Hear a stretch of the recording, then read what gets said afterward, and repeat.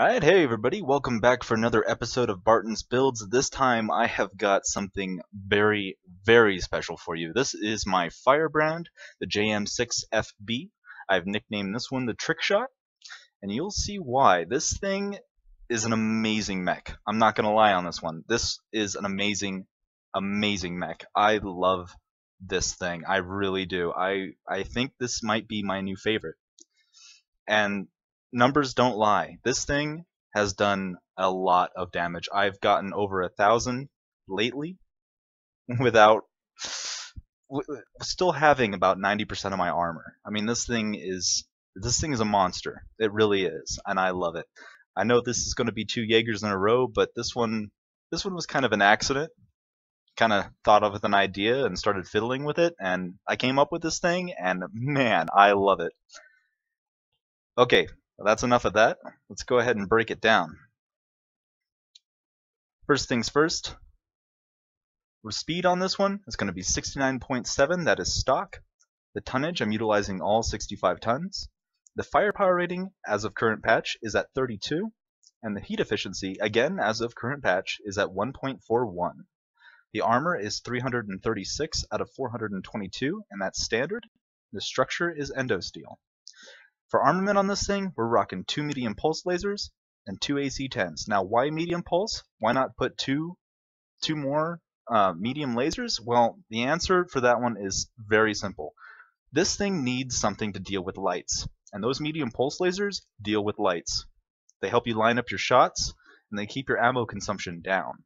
You can still do a lot of damage quickly while keeping your head down. And if you were to put any more mediums on this, they'd have to go down on the bottom left and right of your torso, which would stick the entire top portion of your mech over a hill. And trust me, you don't want that. You want to be exposing as little as possible with this thing. You want to be doing damage without taking any. Very important. Now you can do this with some armor in front of you, terrain, proper positioning. This requires you to be a semi-decent player to play it. It's not an easy button build. You have to be a good shot, and you have to know about your surroundings. You have to be paying attention to the enemy movements as well as your own team's movements. It's very important that you do so to really bring out the most of this mech. So, after that, as far as equipment goes, we're rocking 12 double heat sinks. There are no jump jets on Firebrand, or any Jaegers for that matter, and we're rocking an XL280 engine. And for those of you people who are like, why are you putting an XL on this thing? You put an XL on this thing because you're not going to have near enough ammo or firepower if you don't. These things don't have a lot of tonnage to work with. Alright, so let's go ahead and get a little more technical. Start at the top in the head. We're rocking 1 ton of AC-10 ammo. In the center torso, there's the XL280 and 1 double heatsink. In the right torso, 1 double heatsink. In the left, nothing at all. In both arms, I'm rocking 1 medium pulse laser, 1 AC-10, and 1 ton of AC-10 ammo. On the left side, the exact same thing. 1 medium pulse, AC-10, AC-10 ammo. Down to the legs, 2 tons of AC-10 ammo. Same on the other side. Alright, to go over those upgrades one more time, armor is standard. Structure is endosteel, heatsinks are at double, and there is no Artemis. Let's go ahead and break down the armor. At the head, 16 plates of armor. Center torso, 64. The center rear is at 20. The right torso is at 44. The right torso rear is at 16. And it's the same on the other side at 44 and 16. Both arms are going to be at 33. And both legs are going to be at 25. Now most people, that first shot, they might aim for the leg, but the second shot, they're just trying to kill you because you're putting a lot of hurt onto them. That's how these things work. I've gotten legged 3 times, not in this mech, but in total with Jaegers. It doesn't happen very often. And the reason for that is they generally don't want to stick around long enough to take the time to aim that shot. It's just how these things work. Alright, so as far as modules go, I don't happen to have the third one that I would really like to have, so I'm going to go ahead and put that out there. It's not equipped. The first one, though, I'm going to say Advanced seismic sensor, always. This is incredibly important with this mech because you don't want to stick your head over a hill unless you know what's over the hill. And if you can't actually see over the hill, you better have something to give you at least a good idea, because this thing is fragile. It's a Jagermech. They're not exactly tough little things. So you want to know what you're poking your nose into. After that, advanced sensor range, and the reason for that one is you're probably going to need assistance. This thing is not a I'll get everything done on my own kind of build. It is definitely support oriented, so you got to be comfortable staying back, taking your time, waiting your turn.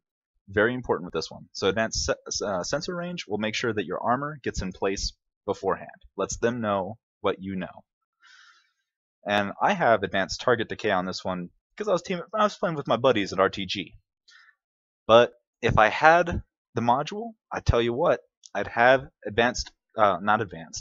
target info gathering. And the reason for that is this thing can just destroy Victors. It can pick apart an Atlas. It'll take down anything with an XL engine, no problem. I mean, I love hunting components with this thing, and you can do it. It's so much fun, so much fun. But anyway, that's the standard build. And well, maybe not the standard build. It's a little out there, but I like it. And if you guys play it, I'm sure you'll like it too. Alright guys, now it's time to take it out into the field. I'm going to show you what this bad lad can do. First thing though is I'm going to be going to the testing grounds, Forest Colony. And the reason I'm picking Forest Colony is, again, like I said in the Atlas video, is the enemies are somewhat close together. They test your amount of heat dissipation between targets. So if you heat up on one of them, can you still fight the one behind it? It's relatively quick, so I don't take forever doing these things because I do them a lot. I make sure that everything is perfect. I'm kind of methodical that way. Also, if I take all of these tests and do them on the same map in the same way, all hitting the center torso, it gives me a baseline and a means to compare the mechs against each other to see what's a good build and what isn't. Also, if I tweak something on the build, to see if it did better or worse than a previous modification. Like, say, if I had put those regular mediums on there, which I did, and tried that, then I would know, hey, this was this, and this was that, and that was why. Lets me know how my build's doing. So let's go ahead and get started. I'm going to go ahead and run right through this initially. But at the beginning, I like to have my AC-10s on cycle fire until I know I can do damage. These guys are all pretty close, so I'm not going to do that initially. Online. Sensors online. Weapons online. Wait for Betty to stop talking. All systems nominal. Alrighty, Mr. Commando, it is time you meet your demise once again. Not your head. There you go. Alright. Target acquired. So you kind of want to be shooting over teammates. You want to be shooting around teammates. You want to be shooting over hills. You want to not be seen at all. I missed. There you go. New target acquired. You want to make sure that you can hit them, and if you can't, if you just want to, put some covering fire down, do them one at a time. That way, if you miss, you didn't miss with 2 shots. You only missed with 1. Also, one thing I'm doing right here is I turn slightly and then I let the mech move me. It makes it a little easier to line things up.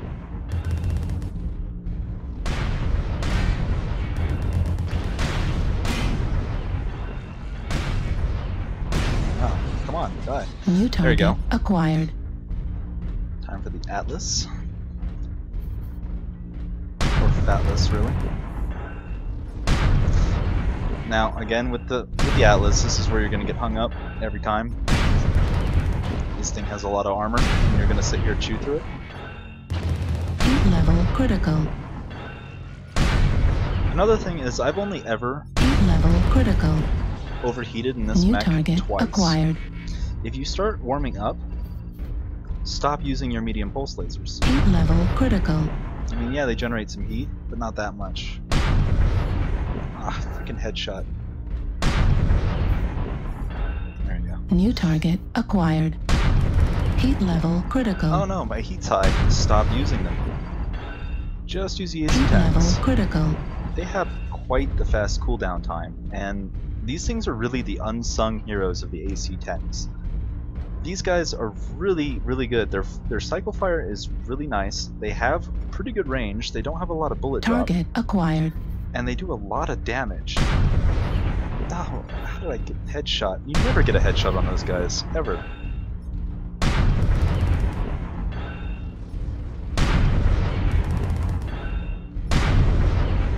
New And target acquired. you don't want to be the guy in front, as with any Jaeger. You want to be the guy behind the guy shooting.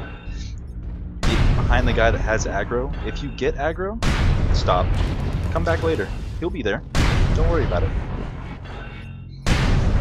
Now this take was 2 minutes and 52 seconds, and well, to be honest, that's because I was talking and not shooting. But in a previous take of this video, I did it in 2 minutes and 42 seconds. So that shows you something. This thing didn't stop moving. It basically took that amount of time to walk this far, going in between targets.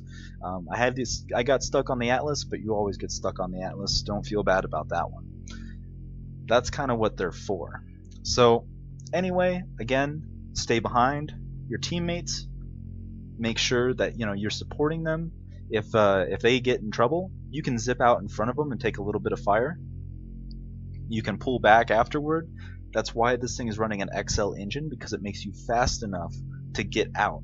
Another reason why you should have a really fast engine, and this was really made most prominent in my Stalker, but if you're poking over a hill or around a corner and you want to get back, an XL engine that's faster than you can a standard engine will get you back around the corner faster, because it's also faster in reverse. And I know that seems like really, really simple and basic, but a lot of people don't know that, or they do and they just don't think about it. Is that the bigger engine makes you go in reverse faster as well. And this thing is actually really slow in the testing grounds because they don't give you any of the bonuses. But like I said, just stay back, pick off components, never stop firing. Never stop firing. If you don't think you have the shot, put them in cycle. Just a quick hit of backspace and you'll find them one at a time.